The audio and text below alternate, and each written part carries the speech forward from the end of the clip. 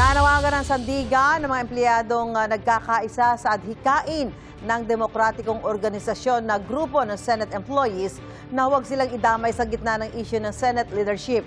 Pinulong sila ni Senador Win Gatchalian para anya marinig ang kanilang mga hinaing at pangangailangan. May unang balita si Ian Cruz.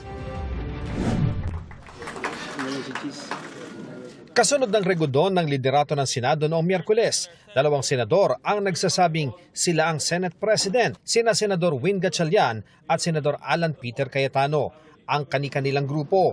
Nagsasabi rin na sila ang mayorya. Sa gitna nito, sinabi ng grupo ng mga empleyado ng Senado ang sandigan ng mga empleyadong nagkakaisa sa adhikain ng demokratikong organisasyon na nababahala sila sa sitwasyon sa Senado. Bilang public servants at career employees, patuloy silang nagtatrabaho kahit walang kasiguraduhan sa liderato. Alam nilang bahagi ng demokrasya ang pagpapalit ng liderato at political contests, pero hindi raw sila dapat maipit o maging collateral casualties. Marami nilang empleyado ang nakaranas ng anxiety matapos ang gulo sa Senado noong Mayo, kabilang ang barilan.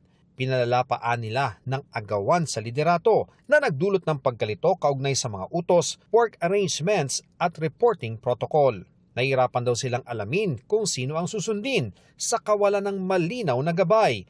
Wala nila sanang empleyado na makaranas ng pagganti, diskriminasyon, pangaharas o anumang adverse consequences sa pagtupad nila ng kanilang tungkulin.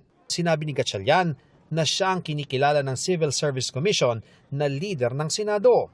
Pinapalitan na nga raw ang mga pirma sa payroll o sweldo ng Senate staff. Ang Malacanang, si Gatchalian din ang kinikilalang Senate President. Sa kanyang podcast, sinabi rin ni Senador Cheese Escudero na sana nga'y maresolba na ang issue dahil naiipit ang staff ng Senado. Masakit sa mata nila, masakit sa dibdib nila yung nakikita nilang nangyayaring ganun. Dalawang Senate President ang nag-i-issue ng memorandum sa ngayon. Yung isang memorandum na inisyu yata, work from home, yung isa tuloy. Ang kawawa dito sa kabilang banda yung staff. Naiipit. Hindi naman dapat eh.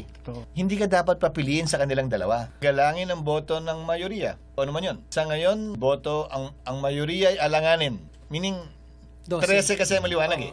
So may desisyon na tinatayuan, etc. etc. Pero sa ngayon, ang bilang ay 12-10. 12-10. Pwede anyang iakyat sa Korte Suprema ang issue ng liderato. Hindi para makaayos-ayos, para masettle yung issue. Yun ang mapayapang paraan. Kesa may dalawa kang nagsasabi, sila ang hari. Hindi ba? Magulo yun eh. Sa botohan noong Miyerkules, dumating si Escudero, kaya naging 12 sila. Bilang na mas marami na sa 10 ng grupo ni Cayetano, kaya nakapagdeklara ng quorum. Paliwanag ni Escudero, hindi maaring magpatuloy ang kawalan ng sesyon sa Senado.